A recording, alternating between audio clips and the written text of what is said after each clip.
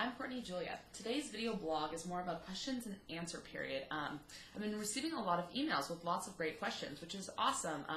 Since I started doing this video chat, video blog, it seems like a lot of you have a lot more questions. Maybe it's because you feel like I'm talking straight to you, but whatever it is, I love the questions. Keep them up. If you have any questions, feel free to email me at masteringhealthandfitness@gmail.com. It's right down there below in the more info. But anyways, yeah, if you ask a good question or if I am getting a lot of the same question, maybe I will start doing a question and answer period every Friday. But anyways, the questions that I had this week that I wanted to address were, first of all, I said take long, slow inhales. I did not say, and what I meant to say is take long, slow exhales as well when I was talking about speed work. So yesterday in my video blog, how to execute speed work properly so that you're getting all the maximum benefits, I talked about breathing properly, and I said to take long, slow inhales, but I didn't say to take longer, slower exhales to get all that carbon dioxide out. I talked about shallow breaths, give us a ton of oxygen, but don't necessarily get rid of the carbon dioxide. So we want to take not only those long, slow inhales, but also longer, slower exhales to work to get all that carbon dioxide out of your lungs. I kind of demonstrated it, but I didn't necessarily say it. So great question. Thank you for bringing that up. The next question that I got, that was worded a little interestingly, but it's who the hell are you? So I thought it was a valid question. Thought they asked it in a kind of mean way, but anyways, I want to tell you who I am. I'm Courtney Julia. I have been involved in fitness and activities basically my whole life. I did volleyball and track in high school. I went to college at UC Davis where I competed for the track and field team. I was a pole vaulter / javelin thrower. After I graduated from UC Davis with a major in exercise science, I got a job at the Pro Sports Club in Seattle. It's kind of like Microsoft's gym. If you work for Microsoft, you have a membership to the Pro Sports Club.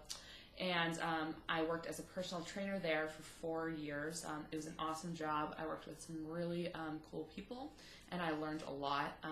While I was at Pro Club, I got the running bug. I became a big runner. I became one of the running gurus there at Pro Club. I started a class called Core Performance Training for marathon and half marathons. And I did 3 cycles of that class, so 3 full cycles of training for a half or full marathon. I learned a lot about running there. I also ran 8 marathons myself, as well as qualified for the Boston 4 times and ran it April of 2011. So anyways, I have quite a bit of knowledge and experience in running. I recently just left Pro Club after 4 years, and I went to Bikram yoga teacher training in LA this fall. So I am now a Bikram yoga instructor.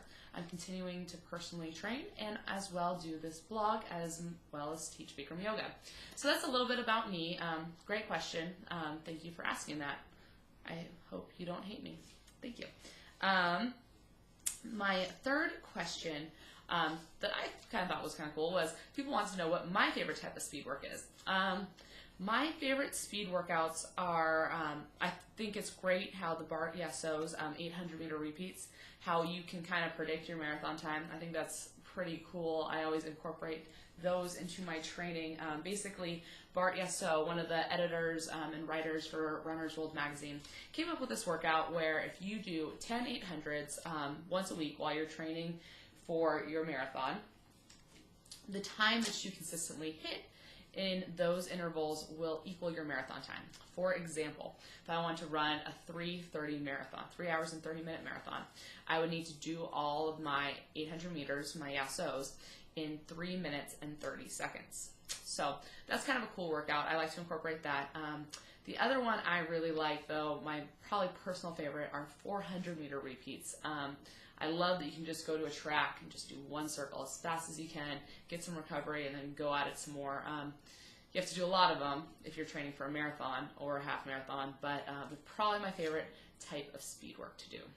Not to mention, one of the times that I know better when comparing them to old track and field times. So I kind of have a gauge in terms of where my fitness is relative to things I've done my entire life. So that's another reason why I like 400-meter repeats. But anyways, thank you for that question. The final question that I wanted to address today, and I thought this was a good one. Back in my video blog earlier this week, I talked about ratios with eating. Basically, if we eat 1-to-1 protein to carbohydrate, you should lose weight. 1-to-2, 1 gram of protein to 2 grams of carbohydrate, you will maintain your weight. And if you eat 1-to-3, you are most likely going to gain weight. And I received the question, can I eat as much as I would like following your ratio tip? And that's a really good question. The interesting thing is, I think that you could probably get away with eating more.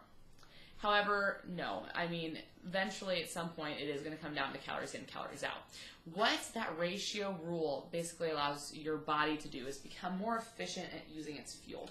So basically the things that you're putting in your body are, one, healthier. So we're fueling our muscles, fueling our cells to get through our workouts, to also recover faster. Also, we just kickstart our metabolism. We have a constant stream of fuel going, because I talked about eating lots of mini meals a day as well. So your body is just more efficient at burning. So you probably could eat slightly more, but eventually, yes, if you continue to eat too much for your body will store that as fat. But the interesting thing is, what I would argue is, when I eat protein and veggies, I'm full. And like I've talked about before, I'm also a volume eater, so it takes a lot for me to be full. So that's kind of why I like the ratio rule, because I don't necessarily have to worry about my calories as much. I guess, yes, you know, I'm still meal tracking because I'm checking my ratios, so it's not hard to check the calories to see where they're at. They usually are about 500 calories less than my expenditure, because I also mentioned that as a great tip to follow so that I don't binge eat later in the weekend.